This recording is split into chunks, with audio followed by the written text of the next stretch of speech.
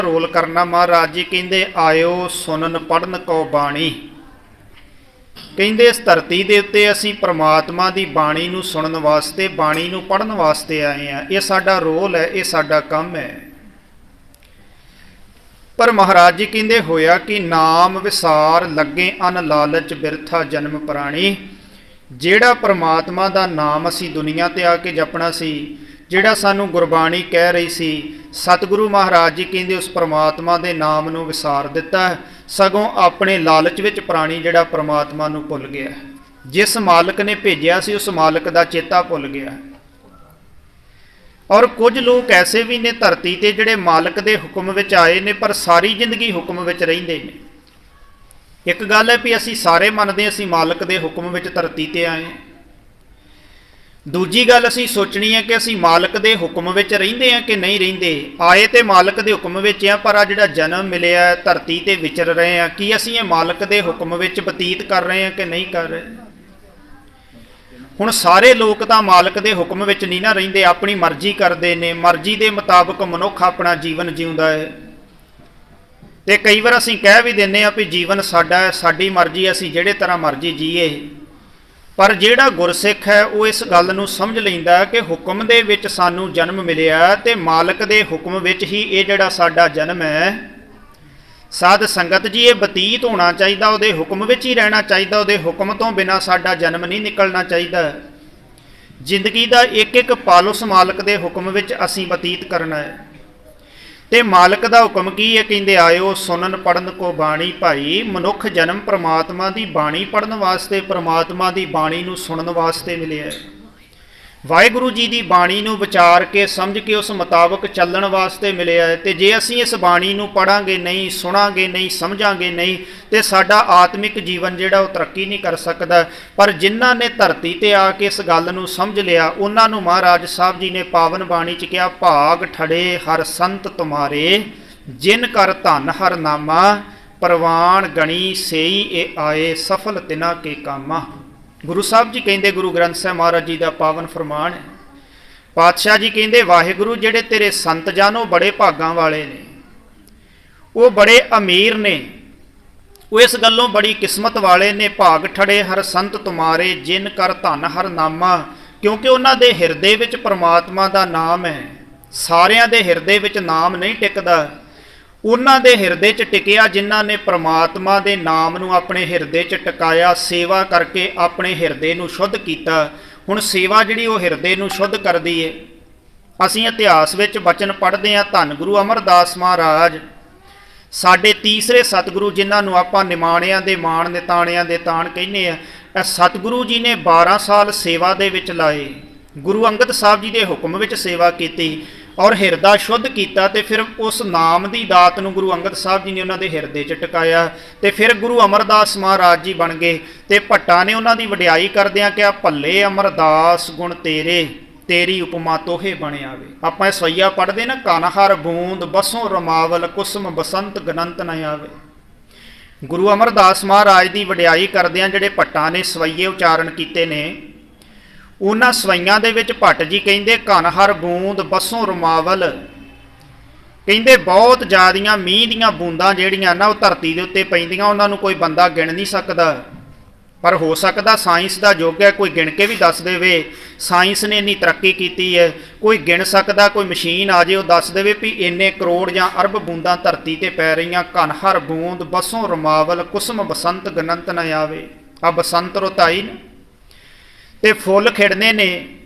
भट्ट साहब जी कहते उन्होंने फुलों की कोई गिणती नहीं कर सकता भी धरती ते किन्ने क फुल खिड़े ने। आपां कह दिंदे जे कोई पुछे धरती ते रुख किन्ने, आपां कहने ना बेअंत रुख ने धरती ते। किन्ने क फुल ने, बेअंत फुल ने धरती ते, क्योंकि उन्होंने गिणती नहीं कर सकते। पर हो सकता कोई कर सकता होवे। घन हर बूंद बसों रमावल, कुसम बसंत गनंत न आवे। रव सस किरण उधर सागर को, गंग तरंग अंत को पावे। 3 चीज़ों का जिक्र इस पंक्ति विच है। रव सस किरण, सूरज निकलदा, उसदियां किरणां धरती ते पैंदियां पर पता नहीं किन्नियां पैंदियां। चंद्रमा दीयां किरणां रात नूं धरती ते पैंदियां पर असीं गिण नहीं सकदे। उधर सागर को जिहड़ा कि समुंदर है ਉਹ ਕਿੰਨਾ ਲੰਬਾ ਕਿੰਨਾ ਚੌੜਾ ਹੈ। ਕਿਸੇ ਨੂੰ ਵੀ ਪੁੱਛੋਗੇ ਉਹ ਕਹੇਗਾ ਜੀ ਸਮੁੰਦਰ ਬੜਾ ਬੇਅੰਤ ਹੈ, ਨਾ ਇਹਦੀ ਡੂੰਘਾਈ ਦਾ ਪਤਾ ਹੈ ਨਾ ਇਹਦੀ ਚੌੜਾਈ ਦਾ ਪਤਾ ਹੈ। ਤੇ ਸਾਧ ਸੰਗਤ ਜੀ ਭੱਟ ਸਾਹਿਬ ਜੀ ਕਹਿੰਦੇ ਉਧਰ ਸਾਗਰ ਕੋ ਗੰਗ ਤਰੰਗ ਅੰਤ ਕੋ ਪਾਵੇ। ਕਹਿੰਦੇ ਗੰਗਾ ਦੇ ਵਿੱਚ ਨਦੀਆਂ ਦੇ ਵਿੱਚ ਜਿਹੜੀਆਂ ਪਾਣੀ ਦੀਆਂ ਲਹਿਰਾਂ ਨਾ ਉਹਨਾਂ ਦੀ ਗਿਣਤੀ ਨਹੀਂ ਕੀਤੀ ਜਾ ਸਕਦੀ, ਪਰ ਹੋ ਸਕਦਾ ਕੋਈ ਬੰਦਾ ਕਰ ਦੇਵੇ। ਇਹ ਗੱਲ ਕੋਈ ਬਹੁਤੀ ਕਠਿਨ ਨਹੀਂ। ਅੱਜ ਸਾਇੰਸ ਦੇ ਯੁੱਗ ਵਿੱਚ ਜਿਹੜੀਆਂ ਗੱਲਾਂ ਆਪਾਂ ਸੋਚੀਆਂ ਨਹੀਂ ਨਾ ਉਹ ਗੱਲਾਂ ਹੋ ਰਹੀਆਂ ਨੇ। ਸਾਧ ਸੰਗਤ ਕੋਈ ਕਰ ਸਕਦਾ ਰਵ ਸਸ ਕਿਰਨ ਉਧਰ ਸਾਗਰ ਕੋ ਗੰਗ ਤਰੰਗ ਅੰਤ ਕੋ ਪਾਵੇ, ਕੋਈ ਕਰ ਸਕਦਾ ਹੈ। ਪਰ ਜਿਹੜੇ ਗੁਰੂ ਅਮਰਦਾਸ ਮਹਾਰਾਜ ਸੱਚੇ ਪਾਤਸ਼ਾਹ ਜੀ ਦੇ ਗੁਣ ਆ ਕਿ ਉਹਨਾਂ ਨੂੰ ਕੋਈ ਗਿਣ ਸਕਦਾ ਹੈ? ਕਿ ਉਹਨਾਂ ਗੁਣਾਂ ਨੂੰ ਕੋਈ ਬਿਆਨ ਕਰਕੇ ਦੱਸ ਸਕਦਾ ਵੀ ਮਹਾਰਾਜ ਦੇ ਗੁਣ ਇੰਨੇ ਕੀ ਨੇ? ਮਹਾਰਾਜ ਦੇ ਗੁਣਾਂ ਬਾਰੇ ਤੇ ਆਪਾਂ ਅੰਤ ਹੀ ਨਹੀਂ ਪਾ ਸਕਦੇ। ਗੁਰੂ ਸਾਹਿਬ ਜੀ ਨੇ ਪਾਵਨ ਗੁਰਬਾਣੀ 'ਚ ਕਿਹਾ ਤੇਰੇ ਕਵਨ ਕਵਨ ਗੁਣ ਕਹਿ ਕਹਿ ਗਾਵਾਂ ਤੂੰ ਸਾਹਿਬ ਗੁਣੀ ਨਿਧਾਨਾ, ਤੁਮਰੀ ਮਹਿਮਾ ਵਰਨ ਨਾ ਸਾਕੋ ਤੂੰ ਠਾਕੁਰ ਊਚ ਭਗਵਾਨਾ। ਹੇ ਰੱਬ ਜੀ, ਹੇ ਵਾਹਿਗੁਰੂ, ਧੰਨ ਗੁਰੂ ਅਮਰਦਾਸ ਮਹਾਰਾਜ, ਗੁਰੂ ਰਾਮਦਾਸ ਜੀ ਕਹਿੰਦੇ ਤੇਰੇ ਗੁਣਾਂ ਦੀ ਕੋਈ ਗਿਣਤੀ ਨਹੀਂ ਕਰ ਸਕਦਾ, ਤੇਰੇ ਗੁਣਾਂ ਨੂੰ ਕੋਈ ਬਿਆਨ ਕਰਕੇ ਨਹੀਂ ਦੱਸ ਸਕਦਾ। ਇੰਨੇ ਜ਼ਿਆਦੇ ਤੇਰੇ ਗੁਣ ਨੇ, ਉਹਨਾਂ ਦੀ ਅਸੀਂ ਸੀਮਾ ਨਹੀਂ ਦੱਸ ਸਕਦੇ। ਤੇ ਮਹਾਰਾਜ ਜੀ ਜੇ ਤੈਨੂੰ ਬੇਅੰਤ ਕਹਿੰਦੇ ਆ ਤੇ ਬੇਅੰਤ ਕਹਿੰਦੇ ਅਸੀਂ ਤੇਰੇ ਵਿੱਚ ਸਮਾ ਜਾਵਾਂਗੇ। ਸਾਡੀ ਕੋਈ ਸੀਮਾ ਹੈ ਬੰਦੇ ਦੀ, ਪਰ ਜਿਹੜਾ ਗੁਰੂ ਹੈ ਤੇ ਪ੍ਰਮਾਤਮਾ ਉਸ ਦੀ ਕੋਈ ਸੀਮਾ ਨਹੀਂ। ਤੇ ਅੱਗੇ ਭੱਟ ਸਾਹਿਬ ਜੀ ਕਹਿੰਦੇ ਰੁਦਰ ਧਿਆਨ ਗਿਆਨ ਸਤਿਗੁਰ ਕੇ ਕਬ ਜਨ ਭਲ ਉਨ ਹੈ ਜੋ ਗਾਵੇ। ਕਹਿੰਦੇ ਵੀ ਸ਼ਿਵ ਜੀ ਨੇ ਬਹੁਤ ਜ਼ਿਆਦੀ ਸਮਾਧੀ ਲਾਈ ਹੈ। ਹਿੰਦੂ ਮਤ ਦੇ ਗ੍ਰੰਥਾਂ 'ਚ ਜ਼ਿਕਰ ਹੈ।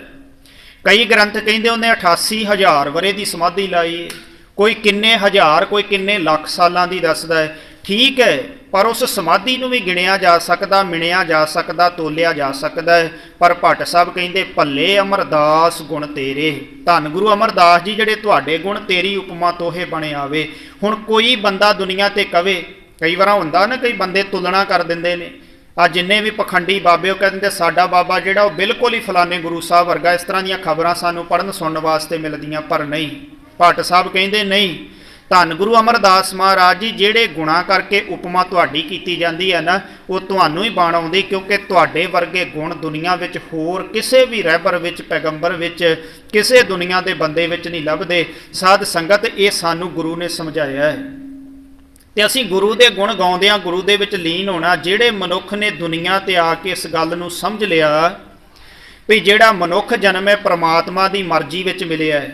ਇੱਕ ਮੈਂ ਬੇਨਤੀ ਹੋਰ ਕਰਦਿਆਂ, ਜਦੋਂ ਮੌਤ ਹੁੰਦੀ ਹੈ ਨਾ ਤੇ ਉਦੋਂ ਵੇਖੋ ਜਿਹੜਾ ਬੰਦਾ ਵੀ ਅਫਸੋਸ ਪ੍ਰਗਟ ਕਰਨ ਵਾਸਤੇ ਆਉਂਦਾ ਨਾ, ਜਿਹਦੇ ਘਰ 'ਚ ਮੌਤ ਹੋਈ ਹੁੰਦੀ, ਉਹ ਆਣ ਕੇ ਕਹਿੰਦਾ ਵੀ ਪ੍ਰਮਾਤਮਾ ਦਾ ਭਾਣਾ ਵਰਤ ਗਿਆ ਹੈ।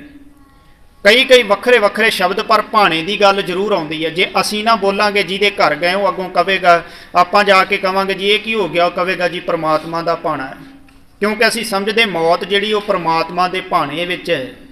ਮੌਤ ਨੂੰ ਅਸੀਂ ਪ੍ਰਮਾਤਮਾ ਦਾ ਭਾਣਾ ਮੰਨਦੇ, ਹਰ ਬੰਦਾ ਮੰਨਦਾ, ਭਾਵੇਂ ਕੋਈ ਬਾਣੀ ਪੜ੍ਹਦਾ ਹੋਵੇ ਨਾ ਪੜ੍ਹਦਾ ਹੋਵੇ, ਭਾਵੇਂ ਕੋਈ ਗੁਰਦੁਆਰੇ ਜਾਂਦਾ ਹੋਵੇ ਨਾ ਜਾਂਦਾ ਹੋਵੇ, ਹਰ ਬੰਦਾ ਇਹ ਗੱਲ ਮੌਤ ਦੇ ਸਮੇਂ ਤੇ ਕਹੇਗਾ ਜੀ ਇਹ ਪ੍ਰਮਾਤਮਾ ਦਾ ਭਾਣਾ ਹੈ। ਪਰ ਜਿਹੜਾ ਜਨਮ ਹੈ, ਕਦੀ ਜਨਮ ਵੇਲੇ ਤੇ ਨਹੀਂ ਨਾ ਆਪਾਂ ਕਹਿੰਦੇ ਵੀ ਕਿਸੇ ਦੇ ਘਰ ਬੱਚਾ ਜੰਮਿਆ ਹੋਵੇ ਤੇ ਆਪਾਂ ਜਾ ਕੇ ਕਹੀਏ ਜੀ ਇਹ ਪ੍ਰਮਾਤਮਾ ਦਾ ਭਾਣਾ ਹੈ। ਉਦੋਂ ਨਹੀਂ ਕਹਿੰਦੇ, ਮੌਤ ਵੇਲੇ ਕਹਿੰਦੇ, ਕਿਉਂਕਿ ਬੰਦਾ ਮੌਤ ਨੂੰ ਪ੍ਰਮਾਤਮਾ ਦਾ ਭਾਣਾ ਮੰਨਦਾ ਹੈ। ਪਰ ਮੈਂ ਬੇਨਤੀ ਕਰਾਂ, ਗੁਰੂ ਸਾਹਿਬ ਕਹਿੰਦੇ ਜੇ ਤੂੰ ਜਨਮ ਨੂੰ ਵੀ ਭਾਣਾ ਮੰਨ ਲਵੇਂ ਨਾ ਤੇ ਤੇਰੀ ਜ਼ਿੰਦਗੀ ਦਾ ਇੱਕ ਵੀ ਪਲ ਪ੍ਰਮਾਤਮਾ ਦੀ ਮਰਜ਼ੀ ਤੋਂ ਪਾਸੇ ਨਹੀਂ ਜਾਏਗਾ।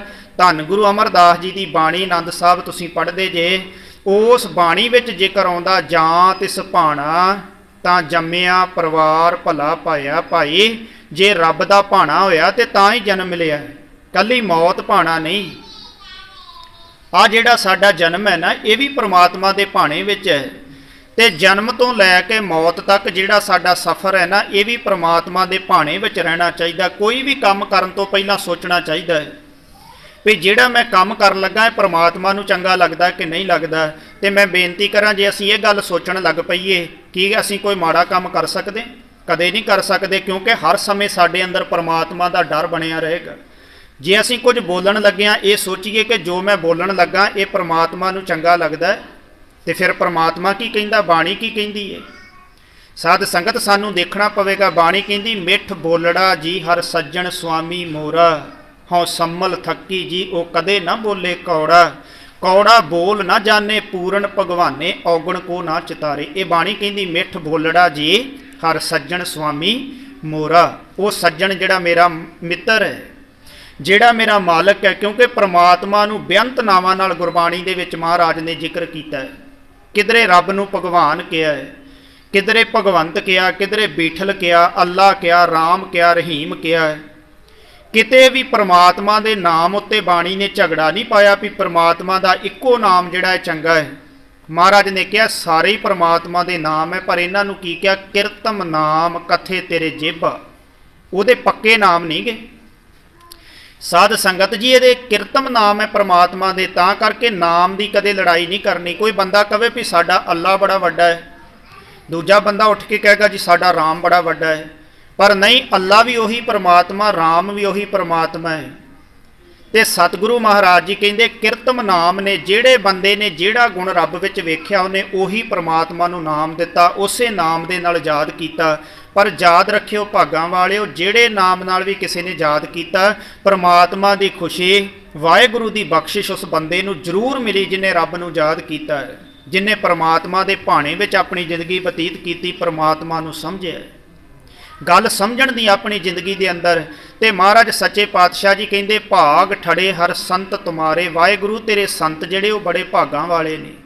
ਤੇ ਮੈਂ ਬੇਨਤੀ ਕਰਦਿਆਂ, ਸੰਤ ਕਿਸੇ ਕੱਪੜੇ ਦਾ ਨਾਮ ਨਹੀਂ ਹੁੰਦਾ ਵੀ ਜਿੰਨੇ ਚੋਲਾ ਪਾਇਆ ਉਹੀ ਸੰਤ ਹੋ ਸਕਦਾ ਹੈ, ਜਿੰਨੇ ਗੋਲ ਦਸਤਾਰ ਬੰਨੀ ਉਹੀ ਸੰਤ ਹੋ ਸਕਦਾ ਹੈ, ਜਿਹੜਾ ਡੇਰੇ ਵਿੱਚ ਰਹਿੰਦਾ ਉਹੀ ਸੰਤ ਹੋ ਸਕਦਾ ਨਹੀਂ। ਜੇ ਅਸੀਂ ਗੁਰਬਾਣੀ ਦੇ ਮੁਤਾਬਕ ਮੰਨਾਂਗੇ ਨਾ, ਤੇ ਗੁਰਬਾਣੀ ਨੇ ਸੰਤ ਕਿਹਨੂੰ ਕਿਹਾ? ਜਿਹੜਾ ਪ੍ਰਮਾਤਮਾ ਦੇ ਭਾਣੇ ਵਿੱਚ ਰਹਿੰਦਾ, ਭਾਵੇਂ ਉਹ ਗ੍ਰਸਤੀ ਹੋਵੇ, ਭਾਵੇਂ ਉਹ ਦੁਕਾਨ ਕਰਨ ਵਾਲਾ ਹੋਵੇ, ਭਾਵੇਂ ਉਹ ਵਪਾਰ ਕਰਨ ਵਾਲਾ ਹੋਵੇ। ਹੁਣ ਯਾਦ ਰੱਖਿਓ, ਭਾਈ ਲਾਲੋ ਜਿਹੜਾ ਸੀ ਨਾ, ਉਹ ਮੰਜੀਆਂ ਬਣਾਉਣ ਦਾ ਕੰਮ ਕਰਦਾ ਸੀ। ਕੋਈ ਆ ਜਾਂਦਾ ਲੱਕੜ ਲਿਆ ਦਿੰਦਾ, ਭਾਈ ਸਾਹਿਬ ਜੀ ਕਿੱਲਾ ਘੜ ਦਿਓ, ਕਿੱਲੇ ਘੜ ਕੇ ਦਿੰਦਾ ਹੈ। ਕਿਸੇ ਦੀ ਮੰਜੀ ਟੁੱਟੀ ਹੈ, ਸਾਧ ਸੰਗਤ ਉਹਨੂੰ ਬਣਾ ਦਿੰਦਾ ਹੈ। ਇਸ ਤਰ੍ਹਾਂ ਦੇ ਕੰਮ ਕਰਦਾ, ਆਪਣੇ ਘਰ ਦੇ ਵਿੱਚ ਕਿਰਤ ਕਰਦਾ ਹੈ। ਤੇ ਤੁਸੀਂ ਇਤਿਹਾਸ ਪੜ੍ਹਿਆ ਕਿ ਭਾਈ ਲਾਲੋ ਜਿਹੜਾ ਉਹ ਚੱਲ ਕੇ ਗੁਰੂ ਨਾਨਕ ਸਾਹਿਬ ਦੇ ਕੋਲ ਆਇਆ? ਨਹੀਂ, ਭਾਈ ਲਾਲੋ ਏਮਨਾਬਾਦ ਦੀ ਧਰਤੀ ਤੇ ਰਹਿੰਦਾ ਹੈ, ਤੇ ਗੁਰੂ ਨਾਨਕ ਸਾਹਿਬ ਜੀ ਸੁਲਤਾਨਪੁਰ ਲੋਧੀ ਦੀ ਧਰਤੀ ਉੱਤੇ ਸ਼ੁਭਾਏਮਾਨ ਆ। ਭਾਈ ਮਰਦਾਨਾ ਜੀ ਨੂੰ ਲੈ ਕੇ ਪਹਿਲੀ ਯਾਤਰਾ ਕਰਨ, ਪਹਿਲੀ ਉਦਾਸੀ ਕਰਨ ਵਾਸਤੇ ਚੱਲੇ ਨੇ। ਤੇ ਮਹਾਰਾਜ ਸਾਹਿਬ ਜੀ ਆਪ ਚੱਲ ਕੇ ਭਾਈ ਲਾਲੋ ਦੇ ਕੋਲ ਏਮਨਾਬਾਦ ਦੀ ਧਰਤੀ ਤੇ ਪਹੁੰਚੇ। ਹਾਲਾਂ ਉਸੇ ਧਰਤੀ ਦੇ ਉੱਤੇ ਮਲਕ ਭਾਗੋ ਵੀ ਬੈਠਾ ਹੈ, ਪਰ ਗੁਰੂ ਨਾਨਕ ਸਾਹਿਬ ਜੀ ਮਲਕ ਭਾਗੋ ਦੇ ਘਰ ਨਹੀਂ ਗਏ। ਭਾਈ ਲਾਲੋ ਦਾ ਜਾ ਕੇ ਆਪ ਦਰਵਾਜ਼ਾ ਖੜਕਾਇਆ, ਆਵਾਜ਼ ਦਿੱਤੀ, ਤੇ ਭਾਈ ਲਾਲੋ ਬਾਹਰ ਨਿਕਲਿਆ। ਸਾਧ ਸੰਗਤ ਗੁਰੂ ਦੇ ਦਰਸ਼ਨ ਕੀਤੇ, ਗੁਰੂ ਸਾਹਿਬ ਜੀ ਨੂੰ ਅੰਦਰ ਲੈ ਕੇ ਆਇਆ। ਪਰ ਮਨ ਦੇ ਵਿੱਚ ਸੋਚਣ ਲੱਗਾ ਵੀ ਮੇਰੇ ਕੋਲ ਤਾਂ ਕੋਈ ਚੰਗਾ ਪ੍ਰਸ਼ਾਦਾ ਨਹੀਂ ਮਹਾਰਾਜ ਨੂੰ ਛਕਾਉਣ ਵਾਸਤੇ, ਕੋਈ ਚੰਗੀ ਮੰਜੀ ਵੀ ਹੈਗੀ ਨਹੀਂ ਬਿਠਾਉਣ ਵਾਸਤੇ, ਕਿਉਂਕਿ ਮੈਂ ਬੜਾ ਗਰੀਬ ਹਾਂ। ਪਰ ਮਹਾਰਾਜ ਗੁਰੂ ਨਾਨਕ ਪਾਤਸ਼ਾਹ ਜੀ ਉੱਥੇ ਬੈਠੇ, ਜਿਹੋ ਜਿਹਾ ਪ੍ਰਸ਼ਾਦਾ ਉਹਨੇ ਤਿਆਰ ਕੀਤਾ ਸੀ ਉਹੋ ਜਿਹਾ ਪ੍ਰਸ਼ਾਦਾ ਛਕਿਆ। ਮਲਕ ਭਾਗੋ ਨੇ ਗੁੱਸਾ ਪ੍ਰਗਟ ਕੀਤਾ ਵੀ ਮੇਰੇ ਘਰ 'ਚ ਇੰਨੇ ਪਕਵਾਨ, ਉਹਨਾਂ ਨੂੰ ਛੱਡ ਕੇ ਇੱਕ ਗਰੀਬ ਦੇ ਘਰ ਆਣ ਕੇ ਬੈਠੇ ਜੇ। ਪਰ ਗੁਰੂ ਨਾਨਕ ਸਾਹਿਬ ਸੱਚੇ ਪਾਤਸ਼ਾਹ ਮਹਾਰਾਜ ਜੀ ਨੇ ਇਸ ਗੱਲ ਦੇ ਉੱਤੇ ਸਾਧ ਸੰਗਤ ਜੀ ਦਲੀਲ ਦਿੱਤੀ ਕਿ ਅਸੀਂ ਹਮੇਸ਼ਾ ਗਰੀਬਾਂ ਦੇ ਸਾਥ ਹਾਂ। ਨਾਨਕ ਤਿਨਕੈ ਸੰਗ ਸਾਥ ਵੱਡਿਆਂ ਸਿਓ ਕਿਆ ਰੀਸ। ਜਿਹੜੇ ਮਨ ਕਰਕੇ ਵੱਡੇ ਬਣੇ ਫਿਰਦੇ, ਹੰਕਾਰੀ ਬਣੇ ਫਿਰਦੇ, ਗੁਰੂ ਨੇ ਕਿਹਾ ਮੈਂ ਉਹਨਾਂ ਦੇ ਕੋਲ ਨਹੀਂ ਜਾਂਦਾ, ਮੈਂ ਨਿਮਰਤਾ ਵਾਲਿਆਂ ਦੇ ਕੋਲ ਜਾਣਾ ਹੈ। ਤੇ ਧੰਨ ਗੁਰੂ ਨਾਨਕ ਸਾਹਿਬ ਜੀ ਭਾਈ ਲਾਲੋ ਦੇ ਘਰ ਬੈਠੇ ਸਾਧ ਸੰਗਤ। ਤੇ ਫਿਰ ਵੇਖੋ ਇੱਥੇ ਹੀ ਗੱਲ ਬਸ ਨਹੀਂ, ਭਾਈ ਲਾਲੋ ਦੇ ਘਰ ਆਪ ਚੱਲ ਕੇ ਗਏ, ਦਰਸ਼ਨ ਦਿੱਤੇ। ਭਾਈ ਲਾਲੋ ਕੌਣ ਸੀ? ਇੱਕ ਸੰਤ ਸੀ, ਇੱਕ ਰੱਬ ਦਾ ਪਿਆਰਾ ਸੀ, ਜਿਹੜਾ ਕਿਰਤ ਕਰਦਿਆਂ ਹੋਇਆਂ ਨਾਲ ਪ੍ਰਮਾਤਮਾ ਦਾ ਨਾਮ ਸਿਮਰਦਾ ਸੀ। ਤੇ ਸਾਧ ਸੰਗਤ 7 ਵਾਰੀ ਭਾਈ ਲਾਲੋ ਦਾ ਨਾਮ ਜਿਹੜਾ ਮਹਾਰਾਜ ਦੇ ਪਾਵਨ ਮੁਖ ਤੋਂ ਉਚਾਰਨ ਹੋਇਆ। ਅੱਜ ਬਾਣੀ ਦੇ ਅੰਦਰ ਇਹ ਸ਼ਬਦ ਦਰਜ ਹੈ, ਜੈਸੀ ਮੈਂ ਆਵੈ ਖਸਮ ਕੀ ਬਾਣੀ, ਤੈਸੜਾ ਕਰੀ ਗਿਆਨ ਵੇ ਲਾਲੋ। ਵੇ ਲਾਲੋ ਕਹਿ ਕੇ 7 ਵਾਰੀ ਬਾਣੀ ਦੇ ਅੰਦਰ ਇਹ ਨਾਮ ਮਹਾਰਾਜ ਨੇ ਦਰਜ ਕੀਤਾ ਕਿ ਭਾਈ ਲਾਲੋ ਅੱਜ ਕਿਤੇ ਚਲੇ ਗਿਆ। ਅੱਜ ਵੀ ਸਾਡੇ ਸਾਹਮਣੇ ਨਾਮ ਕਿਉਂ ਦਰਜ ਕੀਤਾ? ਸਾਨੂੰ ਪ੍ਰੇਰਨਾ ਮਿਲਦੀ ਰਹੇ ਵੀ ਜਿਹੜਾ ਬੰਦਾ ਹੱਕ ਸੱਚ ਦੀ ਕਿਰਤ ਕਰਦਾ ਹੈ, ਪਰਮਾਤਮਾ ਦਾ ਨਾਮ ਜਪਦਾ, ਵਾਹਿਗੁਰੂ ਜੀ ਦੇ ਭਾਣੇ ਵਿੱਚ ਆਪਣਾ ਜੀਵਨ ਬਤੀਤ ਕਰਦਾ ਹੈ, ਕਦੇ ਕਿਸੇ ਨੂੰ ਕੌੜਾ ਫਿੱਕਾ ਨਹੀਂ ਬੋਲਦਾ, ਨਿਮਰਤਾ ਦੇ ਵਿੱਚ ਰਹਿੰਦਾ, ਉਹਦੇ ਘਰ ਗੁਰੂ ਨਾਨਕ ਆਪ ਚੱਲ ਕੇ ਜਾਂਦਾ ਹੈ। ਗੁਰੂ ਨਾਨਕ ਪਾਤਸ਼ਾਹ ਅੱਜ ਵੀ ਜਾਂਦੇ ਨੇ ਸਾਧ ਸੰਗਤ, ਕਿਉਂਕਿ ਅਸੀਂ ਗੁਰੂ ਨੂੰ ਹਾਜ਼ਰ ਮੰਨਦੇ। ਜਦੋਂ ਅਸੀਂ ਗੁਰੂ ਗ੍ਰੰਥ ਸਾਹਿਬ ਜੀ ਦੀ ਗੱਲ ਕਰਦੇ ਤੇ ਆਪਾਂ ਕਹਿੰਦੇ 10 ਪਾਤਸ਼ਾਹੀਆਂ ਦੇ ਹਾਜ਼ਰਾ ਹਜੂਰ ਸਰੂਪ, ਭਾਵ ਕਿ 10 ਪਾਤਸ਼ਾਹੀਆਂ ਦੀ ਜੋਤ ਹੈ ਗੁਰੂ ਗ੍ਰੰਥ ਸਾਹਿਬ ਮਹਾਰਾਜ। ਤੇ 10 ਪਾਤਸ਼ਾਹੀਆਂ ਦੇ ਦਰਸ਼ਨ ਜਿਹੜਾ ਸਿੱਖਿਆ ਨਾ ਗੁਰੂ ਗ੍ਰੰਥ ਸਾਹਿਬ ਜੀ ਦੇ ਵਿੱਚੋਂ ਕਰਦਾ ਹੈ। ਇਸ ਕਰਕੇ ਸਾਡੇ ਗੁਰੂ ਨੇ ਉਹਨਾਂ ਨੂੰ ਖੁਦ ਦਰਸ਼ਨ ਦਿੱਤੇ ਜਿਹੜੇ ਗੁਰੂ ਦੇ ਭਾਣੇ ਵਿੱਚ ਰਹਿ, ਜਿਨ੍ਹਾਂ ਸਿਮਰਨ ਕੀਤਾ, ਜਿਹੜੇ ਗੁਰੂ ਦੀ ਮਰਜ਼ੀ ਵਿੱਚ ਚੱਲੇ, ਤੇ ਉਹਨਾਂ ਬਾਬਤ ਕਿਹਾ ਭਾਗ ਠੜੇ ਹਰ ਸੰਤ ਤੁਮਾਰੇ ਜਿਨ ਕਰ ਧਨ ਹਰ ਨਾਮਾ, ਕਿਉਂਕਿ ਉਹਨਾਂ ਦੇ ਘਰ ਵਿੱਚ ਪ੍ਰਮਾਤਮਾ ਦਾ ਨਾਮ ਹੈ। ਅਸੀਂ ਕੀ ਵੇਖਦੇ? ਅਸੀਂ ਤਾਂ ਬਾਹਰ ਦੀ ਤਰੱਕੀ ਵੇਖਦੇ ਹਾਂ। ਕਿਸੇ ਬੰਦੇ ਦੇ ਕੋਲ ਮਾਇਆ ਬਹੁਤੀ ਹੋਵੇ, ਆਪਾਂ ਕਹਿੰਦੇ ਜੀ ਬੰਦਾ ਬੜਾ ਭਾਗਾਂ ਵਾਲਾ ਹੈ। ਆਪਾਂ ਆਪਣੇ ਪਿੰਡ ਦੀ ਗੱਲ ਕਰੀਏ, ਕਹੇ ਜੀ ਫਲਾਨਾ ਬੰਦਾ ਬੜਾ ਭਾਗਾਂ ਵਾਲਾ ਹੈ। ਅੱਜ ਤੋਂ 10 ਸਾਲ ਪਹਿਲਾਂ ਉਹਦੇ ਤੇ ਬੜੀ ਗਰੀਬੀ ਸੀ, ਪਰ 10 ਸਾਲਾਂ ਵਿੱਚ ਹੀ ਉਹਨੂੰ ਬਹੁਤ ਜ਼ਿਆਦਾ ਧਨ ਮਿਲਿਆ, ਮਾਇਆ ਮਿਲੀ। ਮਹਾਰਾਜ ਕਹਿੰਦੇ ਨਹੀਂ, ਕੱਲੀ ਮਾਇਆ ਦੇ ਨਾਲ ਬੰਦਾ ਭਾਗਾਂ ਵਾਲਾ ਨਹੀਂ, ਜਾਂ ਦੁਨੀਆ ਦਾ ਕੋਈ ਅਹੁਦਾ ਮਿਲ ਗਿਆ ਕਿ ਉਹਦੇ ਨਾਲ ਬੰਦਾ ਭਾਗਾਂ ਵਾਲਾ ਹੈ। ਸਾਧ ਸੰਗਤ, ਸਾਡੇ ਦੇਸ਼ ਵਿੱਚ ਸਭ ਤੋਂ ਵੱਡਾ ਅਹੁਦਾ ਪ੍ਰਧਾਨ ਮੰਤਰੀ ਦਾ ਹੈ। ਤੁਸੀਂ ਵੇਖੋ ਅੱਜ ਪ੍ਰਧਾਨ ਮੰਤਰੀ ਨੂੰ ਹਰ ਬੱਚਾ, ਨੌਜਵਾਨ, ਹਰ ਬਜ਼ੁਰਗ, ਹਰ ਮਾਂ, ਭੈਣ, ਧੀ ਗਾਲਾਂ ਕੱਢ ਰਹੀ ਹੈ, ਬੁਰਾ ਕਹਿ ਰਹੀ ਹੈ। ਸਾਧ ਸੰਗਤ ਜੀ, ਕੋਈ ਅਹੁਦਾ ਵੱਡਾ ਨਹੀਂ, ਅਹੁਦਾ ਮਿਲ ਜਾਣਾ ਭਾਗਾਂ ਵਾਲੀ ਗੱਲ ਨਹੀਂ। ਗੁਰੂ ਦੇ ਨਾਲ ਜੁੜ ਜਾਣਾ, ਗੁਰੂ ਦੀ ਖੁਸ਼ੀ ਪ੍ਰਾਪਤ ਕਰ ਲੈਣੀ, ਇਹ ਸਭ ਤੋਂ ਭਾਗਾਂ ਵਾਲੀ ਗੱਲ ਹੈ। ਤੇ ਜਿਹੜਾ ਵੀ ਸਿੱਖ ਗੁਰੂ ਦੀ ਖੁਸ਼ੀ ਦਾ ਪਾਤਰ ਬਣ ਜਾਂਦਾ ਹੈ। ਅਸੀਂ ਜ਼ਿਕਰ ਪੜ੍ਹਦੇ ਇਤਿਹਾਸ ਦੇ ਵਿੱਚ ਪੀਰ ਬੁੱਧੂ ਸ਼ਾਹ ਵਰਗਿਆਂ ਦਾ, ਜਿਨ੍ਹਾਂ ਨੇ ਆਪਣੇ ਪੁੱਤਰ ਸ਼ਹੀਦ ਕਰਵਾ ਦਿੱਤੇ, ਰਿਸ਼ਤੇਦਾਰ ਸ਼ਹੀਦ ਕਰਵਾ ਦਿੱਤੇ। ਤੇ ਜਦੋਂ ਗੁਰੂ ਮਹਾਰਾਜ ਦੇ ਕੋਲ ਆਏ ਨਾ, ਤੇ ਗੁਰੂ ਕਲਗੀਧਰ ਮਹਾਰਾਜ ਜੀ ਉਸ ਸਮੇਂ ਕੇਸਾਂ ਦੇ ਵਿੱਚ ਕੰਘਾ ਕਰ ਰਹੇ ਸੀ ਸਾਧ ਸੰਗਤ। ਤੇ ਕੰਘਾ ਕਰਨ ਤੋਂ ਬਾਅਦ ਮਹਾਰਾਜ ਸੱਚੇ ਪਾਤਸ਼ਾਹ ਛੋਟੀ ਕੇਸਕੀ ਸਜਾਉਣ ਲੱਗ ਪਏ। ਪੀਰ ਬੁੱਧੂ ਸ਼ਾਹ ਲਾਗੇ ਆਣ ਕੇ ਖੜ ਗਿਆ। ਬੜੀ ਵੱਡੀ ਕੁਰਬਾਨੀ ਸੀ, ਬਹੁਤ ਵੱਡੀ ਸਾਧ ਸੰਗਤ, ਗੁਰੂ ਦੇ ਨਾਲ ਪਿਆਰ ਦੀ ਗੱਲ ਸੀ। ਇਹਨੇ ਜੀ ਸ਼ਹੀਦ ਕਰਵਾ ਲੈਣੇ ਗੁਰੂ ਦੇ ਵਾਸਤੇ। ਤੇ ਮਹਾਰਾਜ ਸੱਚੇ ਪਾਤਸ਼ਾਹ ਕਹਿਣ ਲੱਗੇ, ਪੀਰ ਬੁੱਧੂ ਸ਼ਾਹ ਜੀ, ਅਸੀਂ ਬੜੇ ਖੁਸ਼ ਹਾਂ ਤੇਰੇ ਉੱਤੇ, ਕਿਉਂਕਿ ਤੂੰ ਸਾਡਾ ਸਹਿਯੋਗ ਦਿੱਤਾ, ਸਾਡਾ ਸਾਥ ਦਿੱਤਾ ਹੈ। ਗੁਰੂ ਨਾਨਕ ਦੇ ਘਰ ਵਿੱਚੋਂ ਤੈਨੂੰ ਬੇਅੰਤ ਖੁਸ਼ੀਆਂ ਮਿਲਣਗੀਆਂ, ਜੋ ਵੀ ਚਾਹੀਦਾ ਤੂੰ ਮੰਗ ਸਕਦਾ। ਤੇ ਕੀ ਮੰਗਿਆ ਸੀ ਪੀਰ ਬੁੱਧੂ ਸ਼ਾਹ ਨੇ? ਉਹਨੇ ਕਿਹਾ ਸੀ, ਮਹਾਰਾਜ ਆਹ ਜਿਹੜੇ ਕੇਸ ਆ ਨਾ, ਤੇ ਆਹ ਜਿਹੜਾ ਕੰਘਾ ਹੈ, ਮੇਰੀ ਗਰੀਬ ਦੀ ਝੋਲੀ 'ਚ ਪਾ ਦਿਓ, ਮੈਨੂੰ ਇਹੋ ਹੀ ਚਾਹੀਦਾ ਹੈ। ਤੇ ਸਾਧ ਸੰਗਤ, ਪੀਰ ਬੁੱਧੂ ਸ਼ਾਹ ਨੇ ਉਹ ਮਹਾਰਾਜ ਦੇ ਕੋਲੋਂ ਬਖਸ਼ਿਸ਼ ਲਈ। ਜਦੋਂ ਘਰ ਵਿੱਚ ਗਿਆ ਤੇ ਘਰ ਵਾਲੀ ਨੇ ਪੁੱਛਿਆ ਵੀ ਇੰਨਾ ਕੁਝ ਗੁਰੂ ਵਾਸਤੇ ਕੀਤਾ, ਕੀ ਮਿਲਿਆ ਹੈ? ਤੇ ਉਹਨੇ ਆਪਣੀ ਝੋਲੀ ਖੋਲ ਕੇ ਆਖਿਆ, ਗੁਰੂ ਨੇ ਕਸਰ ਹੀ ਕੋਈ ਬਾਕੀ ਨਹੀਂ ਛੱਡੀ। ਆ ਵੇਖ ਕੇਸ ਤੇ ਕੰਘਾ। ਕਹਿੰਦੀ ਇਹ ਤੇ ਕੇਸ ਨੇ, ਮੁਰਦਾ ਕੇਸ ਨੇ, ਜਿਹੜੇ ਕੇਸਾਂ ਵਿੱਚੋਂ ਨਿਕਲੇ ਨੇ ਜਦੋਂ ਕੇਸ ਵਾਏ ਜਾਂਦੇ ਨੇ, ਇਹ ਕੰਘਾ ਹੈ। ਕਹਿੰਦਾ ਤੇਰੀ ਨਜ਼ਰ ਵਿੱਚ ਕੇਸ ਤੇ ਕੰਘਾ ਹੈ, ਪਰ ਮੈਂ ਗੁਰੂ ਗੋਬਿੰਦ ਸਿੰਘ ਮਹਾਰਾਜ ਨੂੰ ਰੱਬ ਸਮਝਦਾ। ਮੇਰੀ ਨਜ਼ਰ ਦੇ ਵਿੱਚ ਇਹ ਕਈ ਜਨਮਾਂ ਦਾ ਸੁੱਖ ਗੁਰੂ ਨੇ ਮੇਰੀ ਝੋਲੀ ਵਿੱਚ ਪਾ ਦਿੱਤਾ ਹੈ। ਇਹ ਸਿੱਖ ਦੀ ਸੋਚ ਹੈ ਆਪਣੇ ਗੁਰੂ ਦੇ ਪ੍ਰਤੀ। ਸਿੱਖ ਹਰ ਸਮੇਂ ਸਮਰਪਿਤ ਰਹਿੰਦਾ ਹੈ, ਹਰ ਸਮੇਂ ਆਪਣੇ ਗੁਰੂ ਦੇ ਨਾਲ ਜੁੜ ਕੇ ਰਹਿੰਦਾ। ਮੈਂ ਕਈ ਵਾਰ ਬੇਨਤੀ ਕਰਦਾ ਹੁੰਦਾ, ਅਸੀਂ ਗੁਰਬਾਣੀ ਪੜ੍ਹਦੇ ਹਾਂ ਤੇ ਮਹਾਰਾਜ ਸਾਨੂੰ ਬਾਰ-ਬਾਰ ਇਹੀ ਗੱਲ ਸਮਝਾਉਂਦੇ ਆ, ਜੈ ਜੈ ਪੇਖੋ ਤਹਿ ਹਜੂਰ ਦੂਰ ਕਤੋਂ ਨਾ ਜਾਏ। ਭਈ ਜਿੱਧਰ ਜਿੱਧਰ ਵੇਖੋ ਰੱਬ ਉੱਥੇ ਹੀ ਹਾਜ਼ਰ ਨਾਜ਼ਰ ਆ। ਸਾਧ ਸੰਗਤ ਉਹ ਸਾਡੇ ਤੋਂ ਕਦੇ ਵੀ ਦੂਰ ਨਹੀਂ ਜਾਂਦਾ। ਤੇ ਯਾਦ ਰੱਖਿਓ, ਅੱਜ ਅਸੀਂ ਮੰਨਦੇ ਹਾਂ ਵੀ ਜਿੱਥੇ ਅਸੀਂ ਦੇਖਦੇ ਰੱਬ ਉੱਥੇ ਹਾਜ਼ਰ ਹੈ। ਸਾਨੂੰ ਸਾਰਿਆਂ ਨੂੰ ਪਤਾ ਗੁਰਦੁਆਰੇ ਦੇ ਵਿੱਚ ਰੱਬ ਹੈ, ਹਿੰਦੂ ਨੂੰ ਪਤਾ ਮੰਦਰ ਵਿੱਚ ਰੱਬ ਹੈ, ਮੁਸਲਮਾਨ ਸਮਝਦਾ ਮਸੀਤ ਵਿੱਚ ਰੱਬ ਹੈ। ਪਰ ਗੁਰਬਾਣੀ ਕਹਿੰਦੀ ਰੱਬ ਤੇਰੇ ਘਰ 'ਚ ਵੀ ਰਹਿੰਦਾ ਹੈ। ਤੇ ਜਿੱਧਰ ਤੂੰ ਤੁਰਿਆ ਫਿਰਦਾ ਰੱਬ ਤੇਰੇ ਨਾਲ ਹੀ ਰਹਿੰਦਾ। ਬਸ ਉਹਦੇ ਭੈ ਵਿੱਚ ਆਪਣਾ ਜੀਵਨ ਬਤੀਤ ਕਰ। ਜਿੰਨਾ ਚਿਰ ਤੂੰ ਰੱਬ ਦੇ ਭੈ ਵਿੱਚ ਰਹੇਗਾ, ਉਨਾ ਚਿਰ ਤੈਨੂੰ ਰੱਬ ਹਾਜ਼ਰ ਨਾਜ਼ਰ ਦਿਸੇਗਾ। ਜਦੋਂ ਰੱਬ ਦੇ ਭੈ 'ਚੋਂ ਨਿਕਲ ਜਾਵੇਂਗਾ, ਉਦੋਂ ਤੈਨੂੰ ਰੱਬ ਹਾਜ਼ਰ ਨਹੀਂ ਦਿਸੇਗਾ। ਦੁਨੀਆ ਦੇ ਉੱਤੇ ਜਿਨ੍ਹਾਂ ਰਾਜਿਆਂ ਮਹਾਰਾਜਿਆਂ ਨੇ ਜ਼ੁਲਮ ਕੀਤੇ, ਉਹਨਾਂ ਰੱਬ ਨੂੰ ਭੁਲਾ ਦਿੱਤਾ। ਤਾਂ ਉਹਨਾਂ ਨੇ ਲੋਕਾਈ ਦੇ ਉੱਤੇ, ਲੋਕਾਂ ਦੇ ਉੱਤੇ ਜ਼ੁਲਮ ਕੀਤੇ। ਪਰ ਜਿਹੜੇ ਰਾਜਿਆਂ ਨੇ ਰੱਬ ਨੂੰ ਯਾਦ ਰੱਖਿਆ, ਜਿੱਥੇ ਅਸੀਂ ਮਹਾਰਾਜਾ ਰਣਜੀਤ ਸਿੰਘ ਦਾ ਇਤਿਹਾਸ ਪੜ੍ਹਦੇ ਹਾਂ, ਜਿਨ੍ਹਾਂ ਰੱਬ ਨੂੰ ਯਾਦ ਰੱਖਿਆ ਸਾਧ ਸੰਗਤ, ਉਹਨਾਂ ਦੁਨੀਆ ਦੇ ਭਲੇ ਦੀ ਗੱਲ ਕੀਤੀ। ਉਹਨਾਂ ਕਦੇ ਕਿਸੇ ਉੱਤੇ ਜ਼ੁਲਮ ਨਹੀਂ ਕੀਤਾ। ਰੱਬ ਨੂੰ ਮੰਨਣ ਵਾਲਾ ਬੰਦਾ ਕਦੇ ਕਿਸੇ ਦਾ ਬੁਰਾ ਨਹੀਂ ਕਰ ਸਕਦਾ। ਰੱਬ ਦੇ ਭੈ ਵਿੱਚ ਰਹਿਣ ਵਾਲਾ ਬੰਦਾ ਦੂਸਰੇ ਦਾ ਭਲਾ ਕਰ ਸਕਦਾ ਹੈ। ਆਪਣੀ ਜਾਨ ਦੇ ਕੇ ਵੀ ਸਾਧ ਸੰਗਤ ਦੂਜਿਆਂ ਦਾ ਭਲਾ ਸੋਚਦਾ, ਜਿਹੜਾ ਰੱਬ ਨੂੰ ਮੰਨਣ ਵਾਲਾ ਹੈ। ਤੇ ਸਤਿਗੁਰੂ ਮਹਾਰਾਜ ਨੇ ਗੁਰਬਾਣੀ ਦੇ ਰਾਹੀਂ ਸਾਨੂੰ ਇਹ ਸਬਕ ਦਿੱਤਾ, ਇਹ ਲੈਸਨ ਦਿੱਤਾ ਕਿ ਭਾਈ ਜਿਹੜੇ ਰੱਬ ਦੇ ਪਿਆਰੇ ਉਹ ਬੜੇ ਭਾਗਾਂ ਵਾਲੇ ਨੇ, ਕਿਉਂਕਿ ਉਹਨਾਂ ਦੇ ਘਰ ਵਿੱਚ ਪ੍ਰਮਾਤਮਾ ਦਾ ਨਾਮ ਹੈ। ਹਰ ਵੇਲੇ ਵਾਹਿਗੁਰੂ ਜੀ ਦੇ ਨਾਮ ਨਾਲ ਜੁੜੇ ਰਹਿੰਦੇ। ਪ੍ਰਵਾਨ ਗਣੀ ਸੇਈ ਇਹ ਆਏ, ਸਫਲ ਤਿਨਾ ਕੇ ਕੰਮ। ਗੁਰੂ ਅਰਜਨ ਦੇਵ ਮਹਾਰਾਜ ਜੀ ਕਹਿੰਦੇ ਭਾਈ ਉਹਨਾਂ ਦਾ ਦੁਨੀਆ ਵਿੱਚ ਆਉਣਾ ਪ੍ਰਵਾਨ ਹੈ। ਇੱਕ ਬਚਨ ਅਸੀਂ ਗੁਰੂ ਅਰਜਨ ਦੇਵ ਮਹਾਰਾਜ ਦਾ ਸੁਖਮਨੀ ਸਾਹਿਬ ਦੇ ਵਿੱਚ ਪੜ੍ਹਦੇ ਹਾਂ। ਤੁਹਾਡੇ ਚੋਂ ਬੜੀਆਂ ਸੰਗਤਾਂ ਸੁਖਮਨੀ ਦੀ ਪਾਵਨ ਬਾਣੀ ਦਾ ਪਾਠ ਆਪਣੇ ਘਰਾਂ ਵਿੱਚ ਨਿਤਨੇਮ ਵਜੋਂ ਕਰਦੀਆਂ ਹੋਣਗੀਆਂ। ਉਸ ਬਾਣੀ ਵਿੱਚ ਜ਼ਿਕਰ ਆਉਂਦਾ, ਧੰਨ ਧੰਨ ਧੰਨ ਜਨ ਆਇਆ, ਜਿਸ ਪ੍ਰਸਾਦ ਸਭ ਜਗਤ ਤਰਾਇਆ। ਜਿਹੜਾ ਰੱਬ ਦਾ ਪਿਆਰਾ ਨਾ, ਉਹਦਾ ਦੁਨੀਆ 'ਚ ਆਉਣਾ ਵੀ ਧੰਨ ਹੈ। 3 ਵਾਰੀ ਮਹਾਰਾਜ ਨੇ ਧੰਨ ਸ਼ਬਦ ਦੀ ਵਰਤੋਂ ਕੀਤੀ ਹੈ।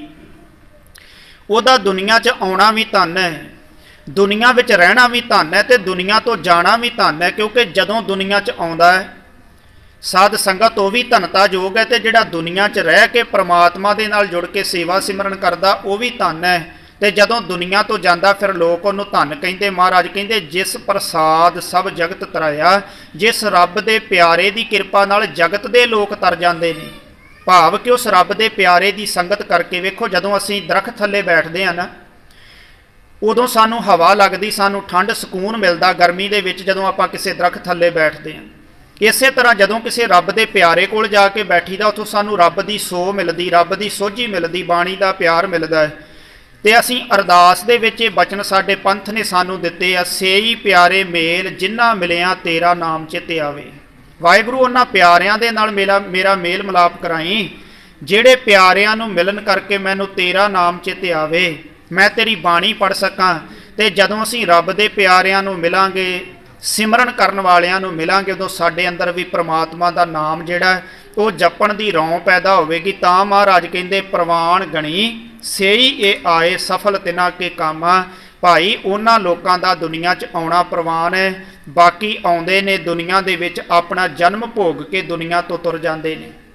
ਜਿਹੜੇ ਰੱਬ ਦੇ ਪਿਆਰੇ ਨੇ ਉਹ ਜਨਮ ਨੂੰ ਸਵਾਰ ਕੇ ਜਾਂਦੇ ਨੇ। ਉਹਨਾਂ ਦੇ ਬਾਬਤ ਹੀ ਇਹ ਬਚਨ ਪੜ੍ਹਦੇ ਅਸੀਂ, ਗੁਰਮੁਖ ਜਨਮ ਸਵਾਰ ਦਰਗਹ ਚੱਲਿਆ।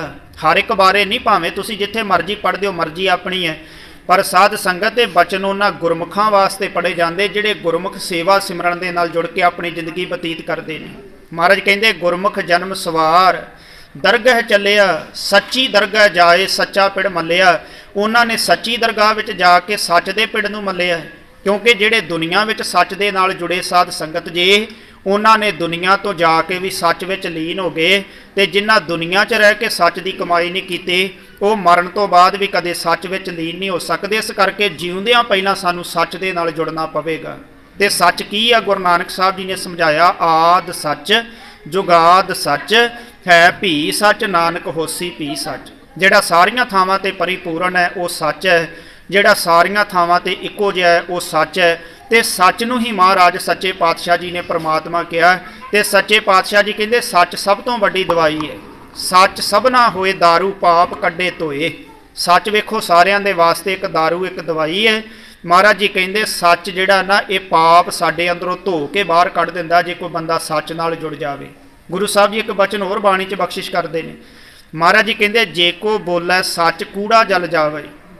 ਕਈ ਵਾਰ ਕਿਸੇ ਬੰਦੇ ਨੇ ਗਲਤੀ ਕੀਤੀ ਹੋਵੇ ਨਾ, ਤੇ ਉਹ ਸਿਆਣੇ ਲੋਕਾਂ ਦੇ ਸਾਹਮਣੇ ਆ ਕੇ ਸਾਧ ਸੰਗਤ ਜੀ ਸੱਚ ਬੋਲ ਦਵੇ ਤੇ ਕਹਿੰਦੇ ਵੀ ਇਹਨੂੰ ਮਾਫ ਕਰ ਦਿਓ, ਇਹਨੇ ਸੱਚ ਦੱਸ ਦਿੱਤਾ, ਗਲਤੀ ਮੈਂ ਕੀਤੀ ਹੈ।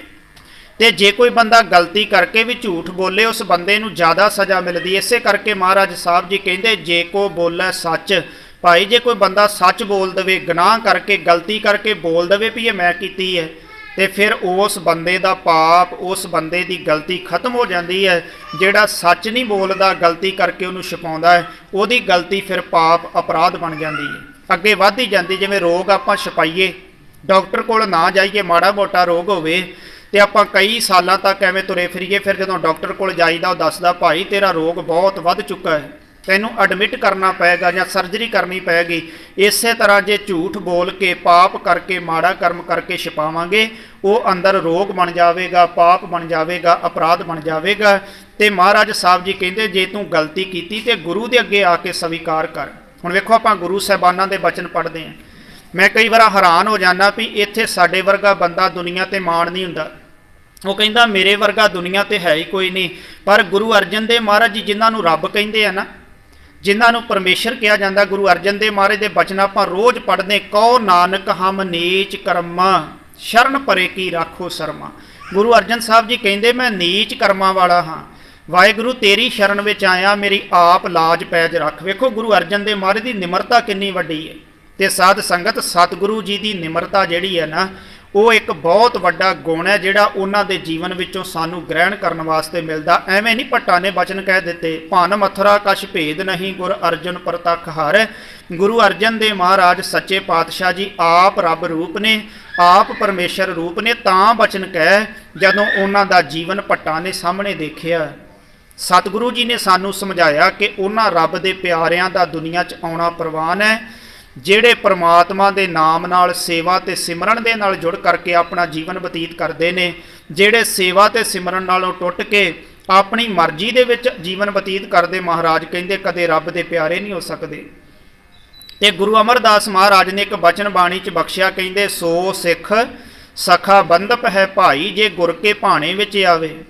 ਮਹਾਰਾਜ ਕਹਿੰਦੇ ਉਹੀ ਸਖਾ ਸਾਡਾ, ਉਹੀ ਸਿੱਖ ਹੈ, ਉਹੀ ਸਾਡਾ ਰਿਸ਼ਤੇਦਾਰ ਹੈ ਜਿਹੜਾ ਗੁਰੂ ਦੇ ਭਾਣੇ ਵਿੱਚ ਆਉਂਦਾ ਹੈ ਤੇ ਆਪਣੇ ਭਾਣੇ ਜੋ ਚੱਲੇ ਭਾਈ ਵਿਛੜ ਚੋਟਾਂ ਖਾਵੇ। ਜਿਹੜਾ ਆਪਣੇ ਭਾਣੇ 'ਚ ਚੱਲਦਾ, ਆਪਣੀ ਮਨ ਦੀ ਮਰਜ਼ੀ ਦੇ ਮੁਤਾਬਕ ਚੱਲਦਾ ਹੈ, ਸਤਿਗੁਰੂ ਜੀ ਕਹਿੰਦੇ ਉਹ ਵਿਛੜ ਕੇ ਚੋਟਾਂ ਖਾਂਦਾ ਹੈ। ਇਸ ਕਰਕੇ ਗੁਰੂ ਦੇ ਭਾਣੇ ਵਿੱਚ ਰਹਿਣ ਵਾਲੇ ਨਾਲ ਹੀ ਸਾਡੀ ਦੋਸਤੀ ਚਾਹੀਦੀ, ਸਾਡੀ ਮਿੱਤਰਤਾ ਚਾਹੀਦੀ ਹੈ। ਜਿਹੜਾ ਗੁਰੂ ਦਾ ਨਹੀਂ ਬਣਿਆ ਸਾਧ ਸੰਗਤ, ਉਹ ਕਿਸੇ ਦਾ ਨਹੀਂ ਬਣ ਸਕਦਾ। ਗੁਰੂ ਨਾਲੋਂ ਟੁੱਟੇ ਹੋਏ ਦਾ ਸੰਗ ਅਸੀਂ ਆਪਣੀ ਜ਼ਿੰਦਗੀ 'ਚ ਕਰਾਂਗੇ, ਸਾਡਾ ਵੀ ਆਤਮਿਕ ਜੀਵਨ ਗੁਰੂ ਨਾਲੋਂ ਟੁੱਟ ਜਾਵੇਗਾ। ਜੇ ਗੁਰੂ ਨਾਲ ਜੁੜੇ ਹੋਏ ਦੀ ਸੰਗਤ ਵਿੱਚ ਰਹਾਂਗੇ, ਫਿਰ ਸਾਡਾ ਵੀ ਜੀਵਨ ਗੁਰੂ ਦੇ ਨਜ਼ਦੀਕ ਜਾਏਗਾ, ਗੁਰੂ ਦੇ ਨਾਲ ਜੁੜੇਗਾ। ਤੇ ਸਾਰੀ ਗੁਰਬਾਣੀ ਦੇ ਅੰਦਰ ਮਹਾਰਾਜ ਸਾਹਿਬ ਜੀ ਨੇ ਸਾਨੂੰ ਇਹੀ ਸਮਝਾਇਆ ਹੈ। ਕਬੀਰ ਸਾਹਿਬ ਨੇ ਤੇ ਬਹੁਤ ਸੁੰਦਰ ਫਰਮਾਨ ਆਪਣੇ ਸ਼ਲੋਕਾਂ ਵਿੱਚ ਬਖਸ਼ਿਸ਼ ਕੀਤਾ ਹੈ। ਕਬੀਰ ਸਾਹਿਬ ਜੀ ਕਹਿੰਦੇ, ਕਬੀਰ ਮਨ ਪੰਖੀ ਭਇਓ, ਉੱਡ ਉੱਡ ਦੈ ਦਿਸ ਜਾਏ। ਕਹਿੰਦੇ ਸਾਡਾ ਮਨ ਇੱਕ ਪੰਛੀ ਵਰਗਾ ਹੈ, ਕਦੇ ਟਿਕ ਕੇ ਨਹੀਂ ਬਹਿੰਦਾ। ਪੰਛੀ ਕਦੇ ਵੀ ਵੇਖੋਗੇ ਇੱਕ ਟਹਿਣੀ ਉੱਤੇ ਟਿਕ ਕੇ ਨਹੀਂ ਬੈਠੇਗਾ। ਪੰਛੀ ਹਰ ਸਮੇਂ ਉੱਤੇ ਸਾਧ ਸੰਗਤ ਜੀ ਉੱਡਦਾ ਰਹਿੰਦਾ, ਇੱਕ ਟਾਹਣੀ ਤੇ ਦੂਜੀ ਟਹਿਣੀ ਤੇ।